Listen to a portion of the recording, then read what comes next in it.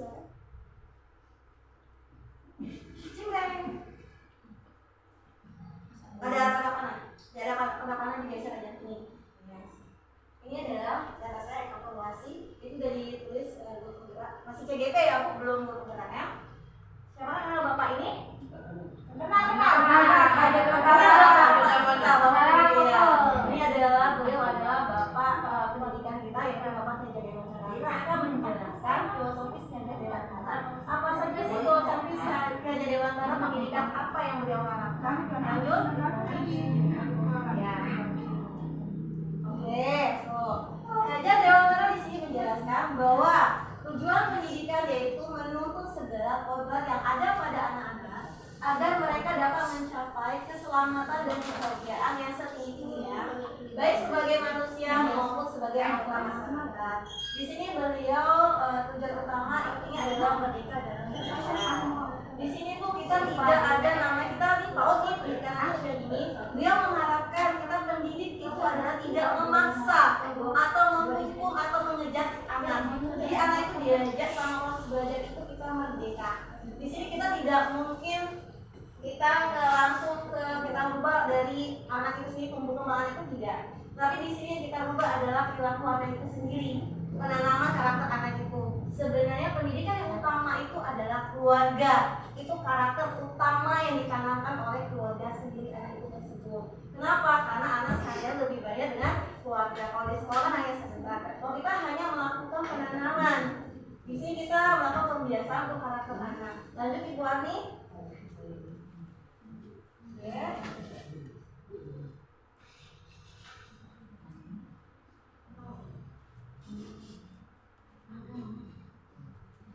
Itu ikat dulu Bu Dini, ikat dulu.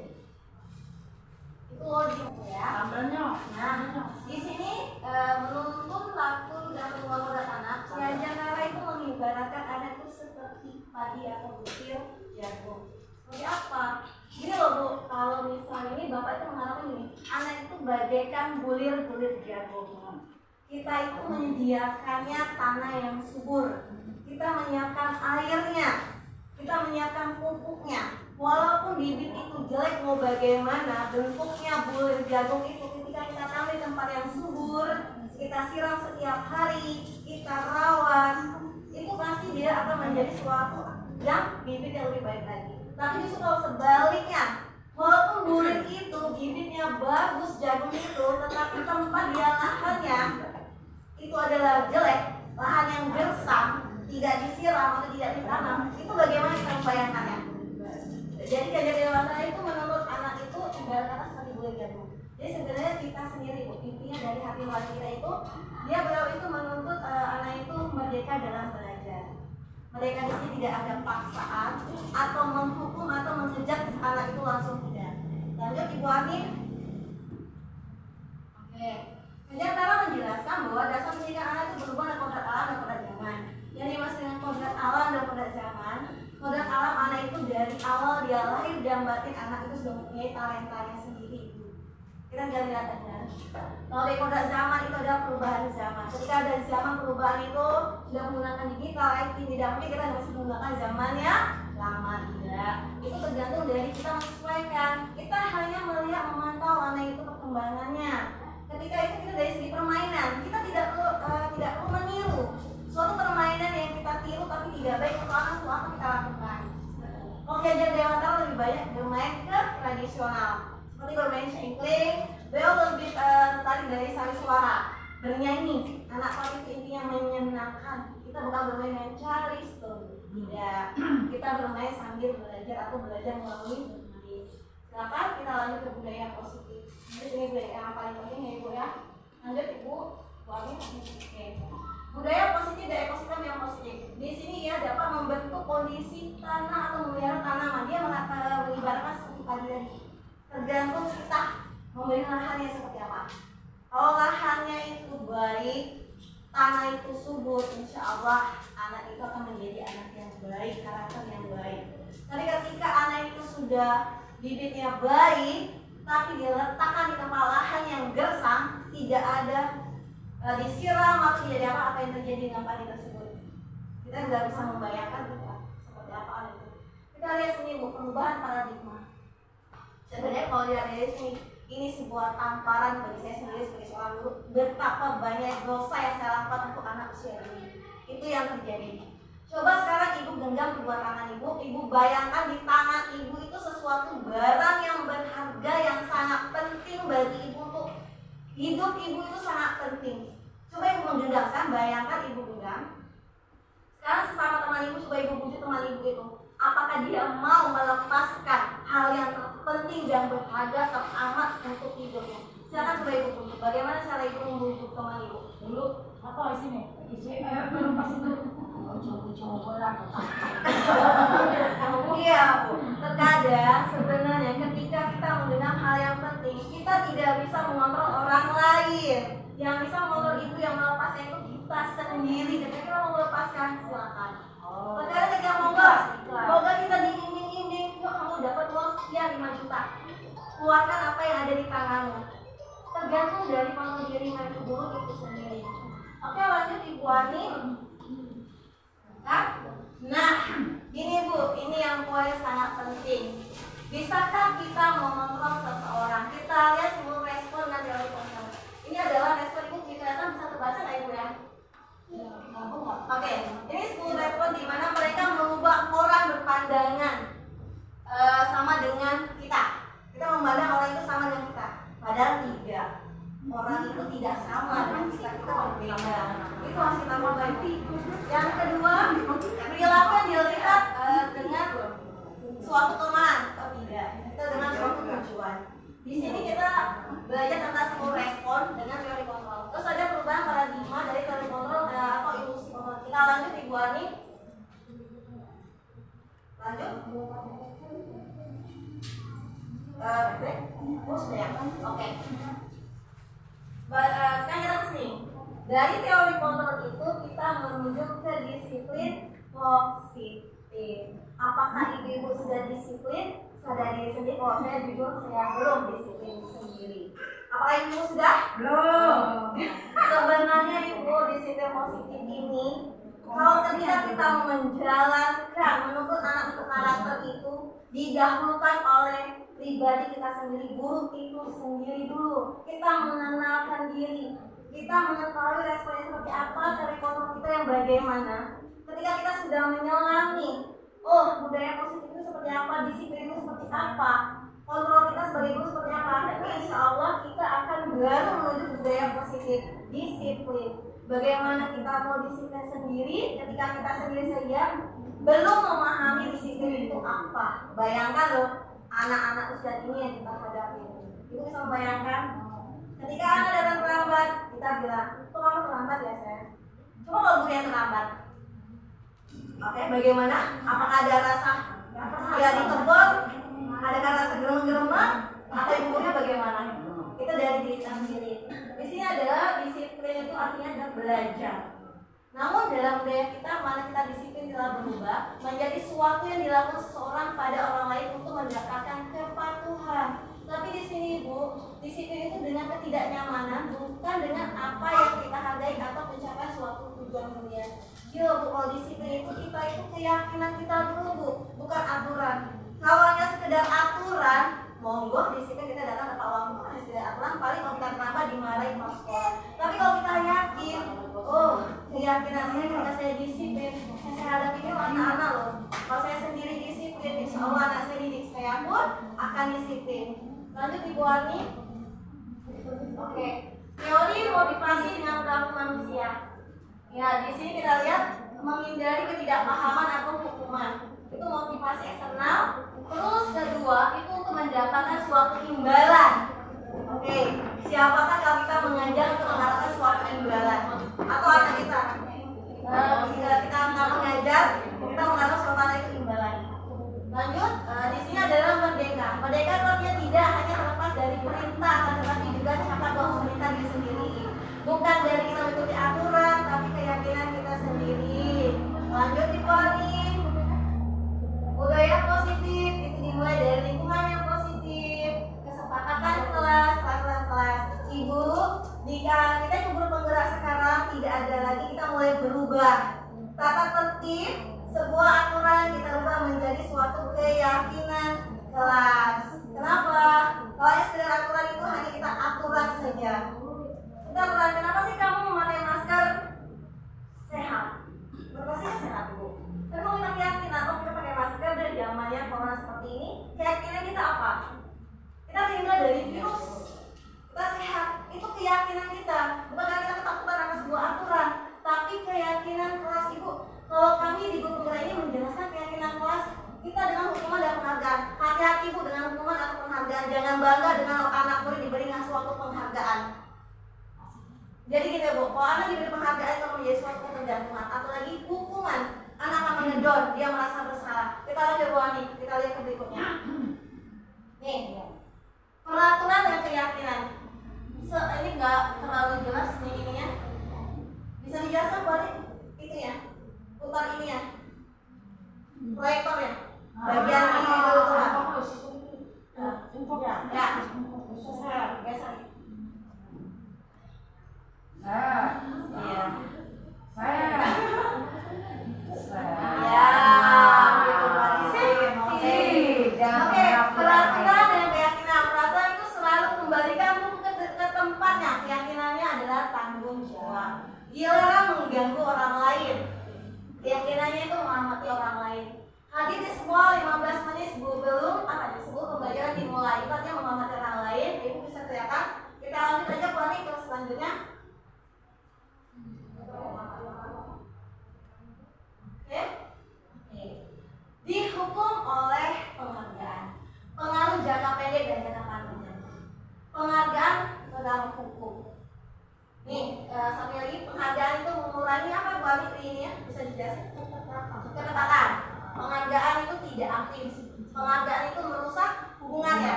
Iya. Bu, kalau untuk kita di TK jangan memberi suatu penghargaan. Kalau mau kasih penghargaan semuanya. Ketika identik dengan piala ya. Iya, itu alasannya. Anak akan merasa ngedon. Teman saya dapat, kok saya tidak dapat. Kenapa ya? Ketika anak memakai baju kita yang bagus, cantik. Kenapa ya Bu nggak nyapa aku? Padahal bisa pakai kita yang cantik. Kenapa? Hal yang sepele itu terkadang membuat anak merasa kecil hati. Lanjut. Tindakan guru dengan hukuman atau sanksi atau konsekuensi. Oke, kita lanjut lagi Bu Ani selanjutnya. Oke, nah ini perbedaan antara hukuman dan konsekuensi. Lebih baik kita konsekuensi ya Bu, jangan hukuman. Terus kita juga sebenarnya kalau dengan anak jangan bilang jam. Teruskan. Ya, terus silakan. Kalau yang naik batang yang tinggi, pohon yang tinggi. Ya. Ya, hati-hati sayang, pegangan yang kuat. Ketika tangan kita tidak terpegang yang kuat, bayangkan apa yang terjadi. Jangan. Ya. Silakan. Hukuman, sesuatu yang menyakitkan harus terjadi. Membuat anak sakit fisik maupun hati untuk jangka waktu yang lama. Anak terkadang dendam loh. Jangan ibu kita gitu, kita merasa bangga, oh anak kita nulis, kita mulai nulis ya. Saya tulis 3 baris. Dia udah nulis 3 baris. Terus kita nambah lagi penuh, nggak mau. Tapi kita ngotot dia harus tulis tidak. Itu sudah jadi gitu Bu. Dia menulis buku sepenuh itu, ibu bangga. Anak itu nulis karena ibu bilang, tulis saya penuh kamu anak baik. Apa yang terjadi? Itu suatu penghargaan ibu kasih. Ujungnya anak itu berpikir ke ibu bukan karena dia yakin aku harus menulis keyakinan aku supaya aku jadi pintar atau apa. Tapi dia, bu dulu dapat pintar. Nah, dia pikir pintar aja. Coba ketika dia SD, gurunya bukan dulu, apa yang terjadi? Males. Karena dia sudah terfokus dengan ibu gurunya.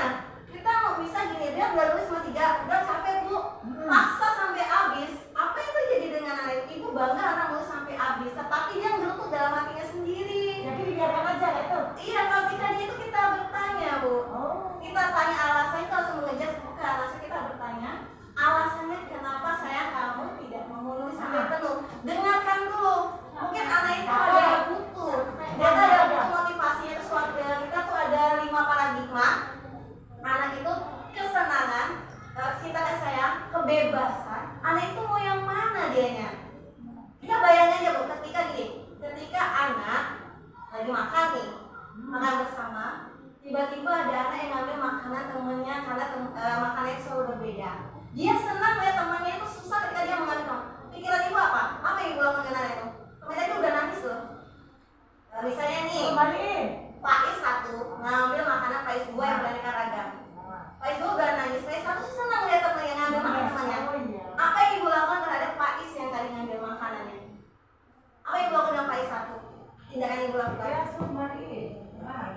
Sebenarnya kita bertanya Bu, kita melakukan keyakinan, kita tanya. Jangan kembalikan, no, tidak. Kita tanya, kenapa alasan kamu mengambil makanan teman kamu Pak Isdua? Nanti dia akan bercerita. Terkadang Bu, anak itu merasa gini loh, di hatinya teman aku bawa makanan selalu beraneka ragam.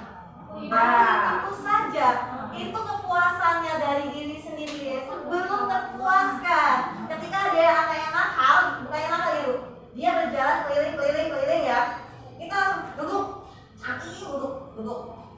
Sebenarnya bukan, dia itu suatu penguasaan.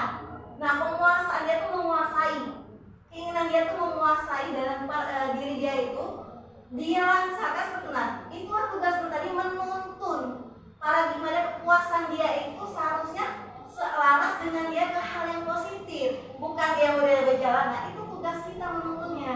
Maka kita gunakan keyakinan kelas, bukan aturan-aturan tertib, tapi buat kesepakatan bersama. Sayang, kamu boleh berjalan-jalan, boleh kamu lakukan, tapi ketika saatnya kapan? Seperti itu kita menjelaskan Bu, tapi kata kita jangan membuatnya menjadi ngedons. Dari anak kamu kita mengejaskan. Terkadang ada anak diomongkan sedikit aja dia udah merasa hati di sini. Besok tidak usah sekolah. Ngapain sama Bu Eka? Aku dibilang jalan-jalan terus, jalan cabai, kayak pasar. Mau apa? Karena udah kecil hati Bu. Tapi kalau kita duduk dengan mata yang lembut, kita tanya, apa alasan kamu saya melakukan itu?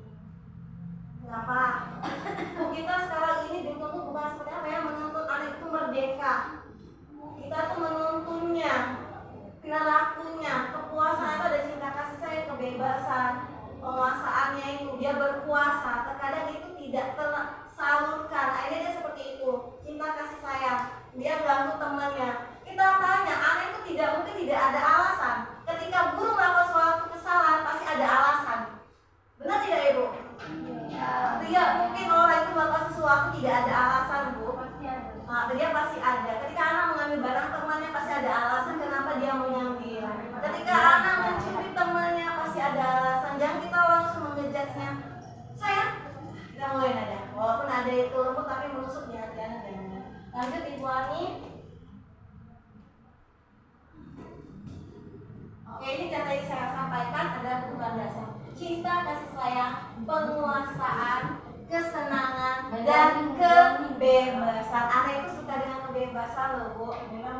Benar nggak? Anak dengan kebebasan, dia tidak mau dipaksa. Karena kita pilih duduk, kamu tuh gak dia suka ngobrol, kamu duduk ke sini. Sebenarnya kita sudah bebas main HP terus kayak mana yuk? Sebenarnya kalau dari segi kebebasan bermain HP itu suatu kebutuhan manusia. Apalagi pendidikan pertama kali anak itu adalah keluarga. Kita butuh komunikasi yang baik, kerjasama yang baik dengan orang tua. Kapan saatnya anak itu bermain HP itu yang bagaimana? Pengaturannya bagaimana? Dibuat keyakinan. Kita butuh kerjasama dengan orang tua Bu. Bukan hanya kita saja membuat keyakinan kelas di sekolah. Orang tua pun sama, membuat keyakinannya di rumah dengan anaknya itu maunya bagaimana.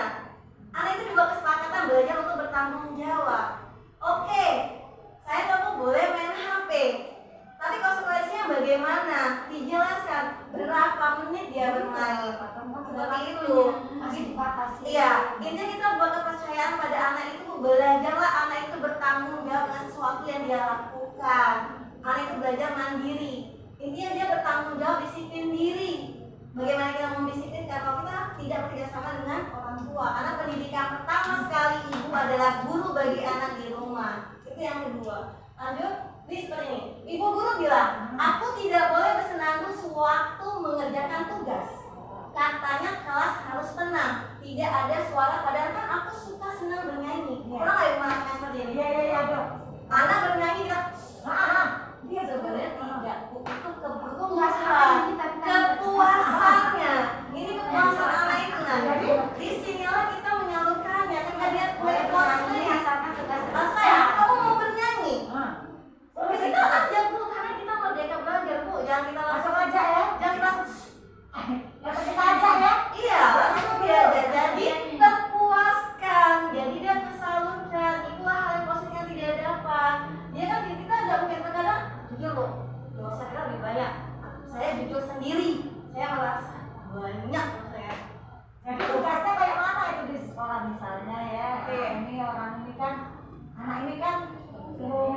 Ini kan udah selesai kan? Yang itu anaknya itu. Gimana nih? Kita sudah buat kesepakatan dulu. Kita kesepakatan kita buat keyakinan itu buat suatu kesepakatan bersama ketika dia membuat tugas itu harus yang bagaimana. Kesepakatan, misalnya gini, anak menyelesaikan tugas sampai selesai. Kesepakatan dengan anak-anak, anak-anak kalau diajak bersepakat, kesepakatan Janji dulu. iya, berjanji, kesepakatan bersama. Kalau anak kecil itu paling enak dibandingkan yang kita orang yang sudah dewasa ya Bu. Nah, kadang kita orang dewasa lebih banyak melanggarnya. Kalau anak dibawa keyakinan bersama, berjalan, indahnya disiplin positif itu. Ketika dia bernyanyi, saya pun sama. Sama. Kedua, ibu guru tidak menyapaku hari ini, padahal aku pakai jepit rambutku, rambut baru. Padahal terkadang kita nggak mungkin satu anak, tetapi dia sudah merasa kecil hati karena tidak dipenuhi, karena dia butuh cinta kasih, cinta dan kasih sayang. Itu belum terpuaskan di diri dia, makanya bisa loh. Inilah gunanya kita tadi menuntun karakter anak itu. Jadi harus sekecil apapun dengan anak itu, mulai. Kadang, wah sayang, ini baru ya. Tapi jangan satu anak, Bu. Semua anak kita anggap sama. Ya, aku bosan. Masa belajar cuma gitu aja dengan ibu guru? Pasti ada anak yang kritis loh, Bu. Iya. Ini yang salah siapa deh? Kita. Iya. Aku bosan. Sekarang kita belajar monoton itu saja kelompok ini mulai baca, tulis, baca. Ini loh sebenarnya dibilang anak itu. Aku bosan masa belajar cuma gitu aja dengan ibu guru ngoceh. Ngomong aja Bu, nyanyi gitu. Dia udah bosan. Kita dituntut merdeka belajar, kebebasan dalam belajar. Aku sebel gambarku tidak rapi, malah ibu guru menunjukkan ke teman-temanku di depan kelas. Ini udah mengejar ada apa? Ketika anak bergambar, gambarnya tidak rapi, kita tunjukkan ini punya Aska, bagus tidak? Boleh Bu guru. Bagus Bu guru. Loh, jangan lama itu sudah menghasilkan hati anak. Iya ya. Maksud aku buat penyemangat anak. Iya, itu cuma menjadi suatu motivasi jadi bukan kegiatan. Aku sebel gambarku tidak rapi. Dia udah sebel gambarnya tidak rapi. Tambah sebel lagi ditambah judekan. Bagus tidak gambaranku? Dia gambaran Aska bagus nggak ya? Mulai katanya jelek. Bu, apa tadi saya saja kita aja bayar kalau kita dewasa. Dibilang bagus tidak ya gambarnya Kak? Jelek sekelas.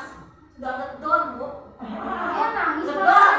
Besok bakal lagi saya menggambar. Masih motivasinya kayak mana? Ketika anda seperti ini, dia gambarnya tidak rapi. Itu gunanya tadi kita. Nanti kita lanjut lagi. Nanti kita bisa mulai lanjut Bu Ani. Kita lihat ke satunya. Nah, di sini kita lihat.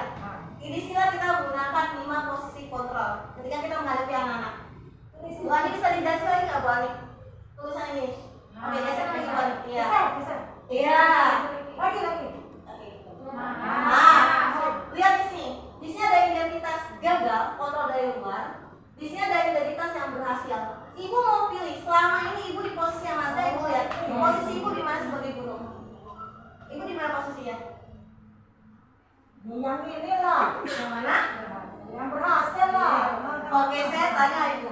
Ibu sebenarnya selama ini di penghukum, pembuat orang merasa bersalah, teman, pemantau, manajer. Pernah terjadi nggak ibu melakukan ini? Karena saya jujur Bu, kalau dari segi hukuman, saya melakukan. Teman, tahu nggak? Pemantau, lah iya. Pembuat orang merasa bersalah, belum jelas. Saya jujur Bu, saya melakukan 1, 2, 3, 4 ini loh. 5 ini saya lakukan. Merasa tidak ibu? Iya. Menghukum sehal kecil itu kita udah menghukumnya loh. Ibu bisa lihat guru berbuat menghadik, menunjuk-nunjuk, menyakiti atau menyindir dengan kata-kata yang halus. Karena nanti ibu guru sakit. Oh, Bu, tidak seperti itu ya Bu. Kalau orang bersalah, ada lagi ibu sudah capek loh, ibu lelah. Tidak boleh. Itu udah buat, ini sudah hubungan yang salah. Ini sudah Ibu dulu balik ya. Pulang ya. Itu sudah gagal. Pulang ya dulu ya. Menyembunyikan atau menyangkal atau berbohong. Murid malah kita lihat apa yang dia katakan Bu, dampak untuk anak itu sendiri. Terus identitas ketika dia sukses dari luar. Teman, oke, berhasil kita. Teman memantau, ujung-ujungnya apa yang terjadi? Ketika di teman yang memantau, ketergantungan. Ibu jangan kita nggak perlu bangga. Nah besok kita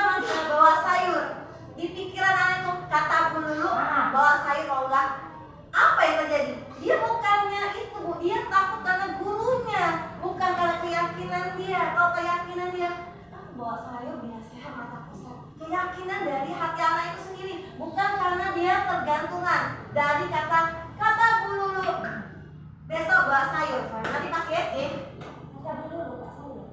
gak mungkin dia mau bawa sayur lagi, sudah gak ada lagi mulutnya, dia sudah ketergantungan. Kita dibuat keyakinan Bu, keyakinan itu anak itu memahami apa sih manfaat sayur. Nah itulah hal yang kita lakukan, memasukkan anak yakin apa sih tujuan kita membawa sayur. Bukan karena kita, dia kalau dia sayang karena kita, dia tergantungan Bu. Ujung-ujung kita mengharapkan suatu penghargaan dari anak itu sendiri. Ah udah deh, udah bagi rapor dapat kue banyak, dapat oleh-oleh banyak dari orang tuanya. Benar nggak Bu? Ujungnya kita itu mengajar mengharapkan suatu penghargaan atau imbalan. Akhirnya anak yang ibu ajarkan karena ibu sering memujinya, akhirnya dia mengharapkan suatu penghargaan dari ibu gurunya. Bu aku nanti dapat bintang 3 ya, Bu aku bintang 4 ya. Benar nggak Bu? 100. Nah seperti itu. Seharusnya yuk kita sama-sama bergerak menjadi manajer. Dimana di sini kita mengontrol anak itu Bu. Di sini kita mengajukan pertanyaan. Ketika kita melakukan sesuatu kita bertanya, kenapa sayang? Kenapa kamu tidak mau membawa sayur? Nanti anak itu bercerita. Ada Bu, nggak suka. Ibunya nggak sempat masak. Oke, katanya nggak suka. Kita buat keyakinan, makanya kita buku keyakinan anak terus kita bertujuan kerjasama dengan orang tua. Kita tidak bisa kita meyakinkan anak, tetapi di rumah ibunya yang nggak pernah masak sayur. Nah kita butuh kerjasama edukasi yang baik. Kita di sini berkolaborasi dengan orang tua. Kita berkolaborasi Bu bersama-sama. Kalau ini gue kan misalnya memuji anak bisa menjawab pertanyaan kita, wah pintar tuh gimana? Kita akhirnya ke pujian loh Bu Anya. Suatu penghargaan yang dia dapatkan. Sama ketika anak itu tepuk semangat aja semuanya. Iya, untuk semuanya. Jangan kita aja langsung. Jangan untuk dia saja, tidak. Tepuk tangan semuanya. Kita sama-sama motivasi anak itu semua, tidak tepuk satu anak. Apa yang kita yakini, apa yang bisa kamu bikin gini. Kalau untuk bahasa anak kan nggak mungkin kita bahasa seperti ini Bu. Ini tuh anak-anak yang modelnya SD itu pun kelas 6 itu sudah nyambung ya. Apa yang kita yakini, apa yang bisa kau kerjakan untuk memperbaiki masalah. Kita tanya, Kak, keyakinan kesepakatan kita bersama Kak, misalnya nih sama Kak Kavi, apa ya? Kalau kita sekolah, kita harus pakai apa ya Kak? Anak itu akan menjawab sendiri Bu. Dia meyakini, nanti kita tanya lagi, menguatkan pribadinya. Sayang, kalau sekolah kita pakai sepatu. Boleh kita pakai sandal, tapi pada saat kapan? Dijelaskan Bu, ketika dia melakukan kesalahan tapi dia kita cap dia salah. Boleh Kak, Kakak pakai sandal, tapi di mana? Kakak boleh duduk di meja ketika kita melakukan apa? Boleh duduk di atas meja, misal Kakak mau ngambil apa? Bisa Kakak duduk di atas meja mau ngambil apa? Boleh Kakak meletakkan dirinya sebagai individu yang positif dalam dunia berkualitas. Ketika kita sudah mengasih dia keyakinan, kita meyakinkan kesepakatan sudah bersama, kita kuatkan pribadinya, baru nanti dari kita tanya, bagaimana ya Kak cara Kakak nanti sekolah pakai apa besok ya? Nanti nggak tahu ya, pakai sepatu. Oke, lanjut Bu Ani. Jadi kita ambil posisi kita adalah sebagai manajer. Peraturan, pemantau, konsekuensi atau hadiah. Ini adalah nilai-nilai manajer memperbaikinya. Kalau kamu tidak, saya akan hukum. Sedih ya Bu? Oke. Berdiri Bu, kayaknya. Oke Bu Ani, coba dokter ini dijelasin. Tapi anak-anak tuh kadang jawab sendiri loh. Kita ngomong ya misalnya, kalau nggak selesai, nanti gimana Nak? Nanti itu suruh tegaan sama dulu. Nah, Bu itu Kak gini loh Bu, kita sekarang gini loh. Anak-anak itu berpikir kritis, kita itu menuju profil pelajar Pancasila. Anak bertakwa dan beriman pada Tuhan Yang Maha Esa, berakhlak mulia. Kedua, anak itu mandiri. Ketiga, berkreatif, bernalar kritis. Termasuk kritis ke arah itu Bu. Nyalurkannya loh, kita bagaimana? Disinilah ketika kita menghadapi anak itu mulai ada aneh-aneh. Restitusi. Restitusi di sini adalah proses menciptakan kondisi bagi murid untuk memperbaiki kesalahan mereka. Memperbaiki Bu, bukan menyalahkan. Bukan untuk restitusi, bukan kita mengejar anak.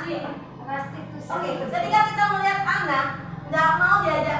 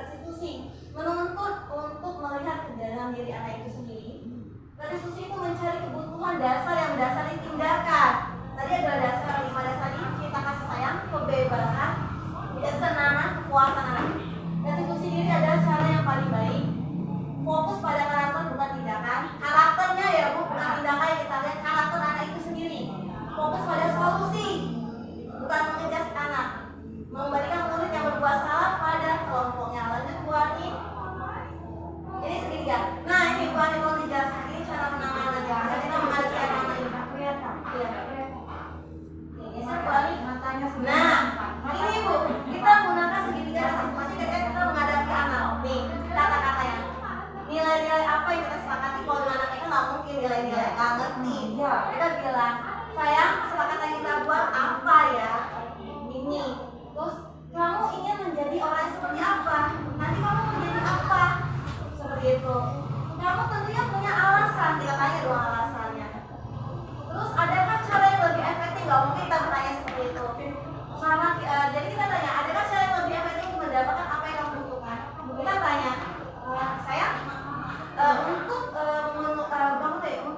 kamu bisa melakukan itu apa ya yang harus kamu lakukan? Kita memenuhi kebutuhannya. Terus gini, setiap orang pasti pernah melakukan kesalahan. Setiap orang melakukan kesalahan ada alasan. Itu juga anak-anak. Namanya anak-anak itu gak mungkin lah mau duduk rapi diam 1 jam itu paksa. Semuanya udah keliling meja ya, sudah keliling.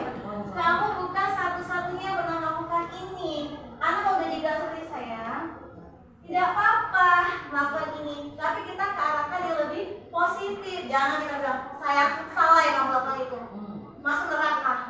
Udah ngejar bu, saya ya. gak boleh melakukan, nanti kamu jadi temannya Polga. Bayangan dia, kepala otak itu pesek.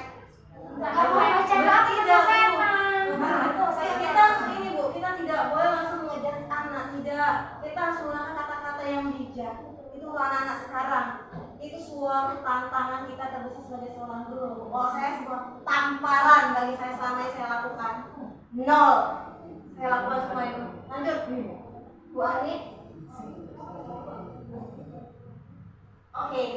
Membantu siswa mengenali basicnya, kebutuhan yang ingin dipenuhi ketika melakukan kesalahan itu. Guru berkata, kamu bisa saja kan melakukan hal yang lebih buruk, tapi kamu tidak melakukannya. Kamu pasti punya alasan. Ada alasan anak melakukan. Dia keliling atas ada alasan. Apa yang penting bagi kamu? Ketika dia keliling, apa sih yang buat kamu suka keliling itu untuk apa? Kita tanya. Dia kepuasan gitu bu, aneh kepuasannya tidak tersalurkan. 5 kebutuhan dasarnya itu tidak tersalurkan. Ibu bangga anak kita nurut dengan kita. Sebenarnya dia tuh takut dengan kita loh bu. Dia tuh fokus ke kata BK. Besok pakai hitam misalnya, besok rambut. Jadi kata BK. Jadi itu bukan keyakinan dia sendiri, malah mematuhi suatu keyakinan itu maksudnya ke hal yang positif, tapi kesadaran anak itu bertanggung jawab atas kesalahannya sendiri, bukan gurunya.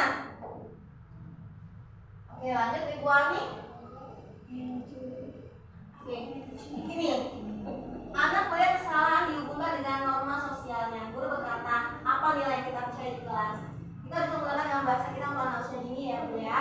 Kamu ingin jadi anak seperti apa yang tadi? Nah itu versi 30 detik. Apakah kamu ingin berbuat lebih baik? Nah, ayo kita lakukan hal yang baik. Seperti apa ya? Ketika dia duduk di atas meja, sayang, itu kita lakukan yang baik ya seperti apa ya kalau kita duduk? Anak yang baik itu duduknya di mana ya? Tidak langsung menyalahkannya. Sayang, jangan duduk di atas meja. Nanti bisa marah. Iya, ada istilah. Loh, apa itu sudah mengejas anak, sudah tertanam dalam Dokter Desa. ujung-ujung anak nanti duduk di atas meja terus ya. Apakah belajar membuat kesalahan bisa kita memperbaiki? Ketika dia membuat kesalahan, misalnya ibu dia menumpahkan air kan nggak sengaja nih. Ayo sayang, ketika lantainya basah kita ambil apa ya? Ayo sama-sama ambillah kita sama-sama. Dia belajar tanggung jawab. Oke, lanjut Ibu Ani. Oke, terima kasih. Ide Bu Kajian Dewantara ini kita menuntut anak itu untuk menanamkan karakter anak dengan kebiasaan disiplin positif, budaya positif. Ini loh Bu, kita sebagai guru hanya sebagai fasilitator dan motivator untuk mencapai perkembangan yang optimal. Ibu jangan kita jangan pernah memaksa menghukum anak, mengapa anak kita bangga menganggap anak itu sebagai teman kita. Ujungnya suatu penghargaan yang kita anggap imbalan. Akhirnya kita malah suatu imbalan, nanti kita dapat penghargaan dari orang tua, kita dapat apa wow dari orang tuanya. Anak belajar dengan kita, dia bilang, Bu nanti saya dapat bintang 3, dapat nilai 100. Itulah suatu penghargaan yang kita dapat, bukan suatu keyakinan. Jadi kita belajar, yuk sama-sama bergerak membuat suatu keyakinan. Jelas. Bu, perhatikan saya sudah coba di kelas magang. Ini anaknya suka datangnya siang. Iya. Buat kesempatan menggunakan telepon, saya buat pakai stempel. Sayang, kesepakatan itu cukup dikit saja buat kesepakatan dengan anak-anak itu tidak perlu banyak-banyak, 5 aja udah cukup. Yang pertama itu datang ke sekolah tepat waktu. Perhatikan sebelum jam 7 mereka sudah datang, sudah sibuk dengan stempel. Teriak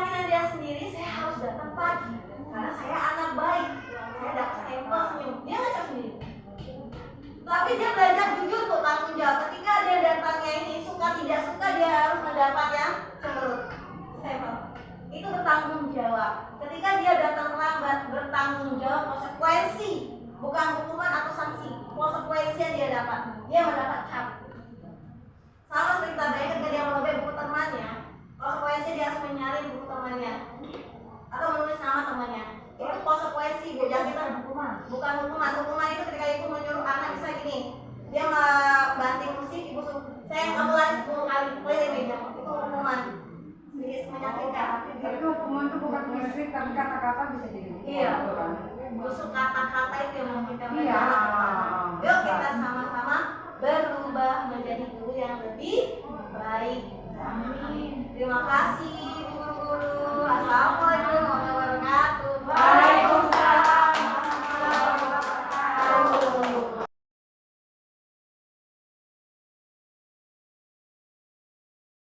Abang Faiz, mereka mau tanya, boleh nggak? Abang, lihat dong video di depan. Boleh tanya mereka? Boleh nggak? Boleh. Mereka mau tanya, Faiz, kenapa ya Faiz suka duduk di atas meja? Santai. Duduk santai? Iya. Kenapa duduk santai? Capek. Mereka mau tanya nih, kita itu duduknya di mana bagusnya? Kursi. Itu tahu di kursi. Terus kenapa abang suka duduk di atas meja? Capek. Capek? Oke, capek. Bang, kemarin kita buat kesepakatan loh. Kesepakatannya apa? Allah. Oke, kesepakatannya sama Allah, sama teman-teman, sama ibu guru. Kita duduknya di mana, Bang? Kursi. Duduknya di kursi. Jadi, abang yakin kan duduk di kursi? Mereka tanya lagi, kalau kita duduk di atas meja, apa yang terjadi, Bang? Kakak. Patah mejanya. Itu perbuatan baik apa buruk ya, Bang ya? Muluk. Buruk. Masih mau dilakuin? Hah? Abang, masih mau dilakuin duduk di atas meja? Enggak. Enggak. Itu lagi ya. Kenapa enggak? Malas. Perbuatan buruk ya? Oke. Jadi nanti abang kalau sekolah duduknya Kursi. oke di kursi. Yakin? Yakin abang? Bang, kita boleh duduk santai. Tengok. Kalau mau duduk santai di mana, Bang? Bang, kalau kita duduk santai itu boleh di mana, Bang? Meja. Kok di meja, Bang? Duduk santai kita di mana? Kursi. Di pantai. Terus Abang Faiz duduk santai di mana? Di depan rumah. Pakai tikar. Terus apa lagi? Duduk di ayunan, duduk santai. Goyoh. Apa? Anakku punya mobil, duit aku. Ya, banyak. Nak beli mobil. Oh, alhamdulillah, amin. Kau tengok. Jadi, abang duduk santainya di. Oke, yakin? Sepakat? Iya, pinter, abang Faiz.